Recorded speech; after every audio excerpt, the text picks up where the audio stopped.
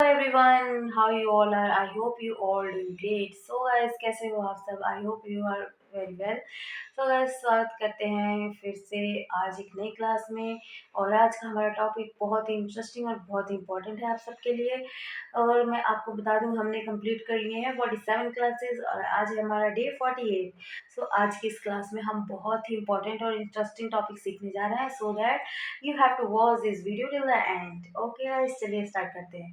तो मैं आपको बता दूँ गाइस कि कुछ इंग्लिश सेंटेंसेस ऐसे होते हैं जो कि हम मजबूरी में बोलते हैं। इंग्लिश सेंटेंसेस क्या, किसी भी लैंग्वेज में कुछ बातें ऐसी होती हैं जो कि हम मजबूरी में बोलते हैं। कुछ सेंटेंसेस को मजबूरी में हमें कुछ काम को करना पड़ता है, उसे हम इंग्लिश में कैसे यूज़ करते हैं आज की इस क्लास में हम ये सीखेंगे। तो मजबूरी में बोले जाने वाले सेंटेंसेस को क्रिएट करने के लिए, बोलने के लिए, स्पीकिंग करने के लिए हमें दो वर्ड्स का यूज़ करना पड़ता है जो कि होता है हैज़ टू और हैव टू। तो चलिए स्टार्ट करते हैं। सो गाइस, जैसा कि आप देख सकते हैं बोर्ड पे, आज है हमारा डे 48 और मैंने आपको बताया कि कुछ सेंटेंसेस ऐसे होते हैं जो जिनका यूज़ हम मजबूरी में करते हैं। कुछ बातें ऐसी होती हैं जो हमें मजबूरी में बोलनी पड़ती हैं या करनी पड़ते हैं। उनको हम बताने के लिए दो सेंटेंसेस का यूज़ करते हैं इंग्लिश में, जिसे कहते हैं हैज़ टू और हैव टू।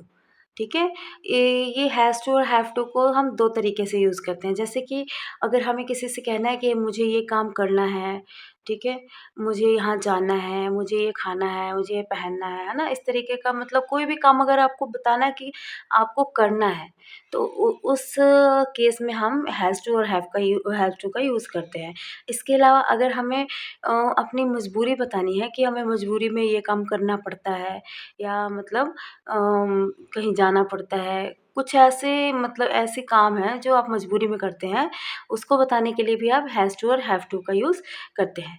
तो चलिए देखते हैं, जैसे मुझे पढ़ना है ना? अगर मान लीजिए आप कहीं गए हैं, आपके फ्रेंड्स कह रहे हैं कि थोड़ी देर और रुक जाओ यार, तो अगर आप वहाँ से लीव करना चाहते हैं तो उसे आप रीज़न क्या बताएँगे? भई मुझे पढ़ना है, मैं जा रही हूँ इसलिए मुझे जाना है।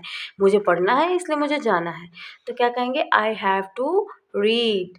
मुझे जाना है, आई हैव टू गो।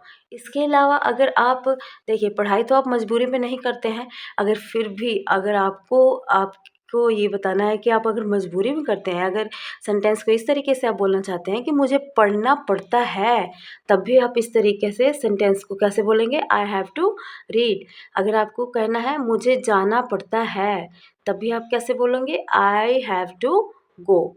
चलिए थर्ड सेंटेंस, उसे सुबह जल्दी उठना पड़ता है, तो कैसे बनाएंगे? शी हैज़, यानी कि ये थर्ड पर्सन है, इसके साथ हैज़ टू का यूज़ करेंगे।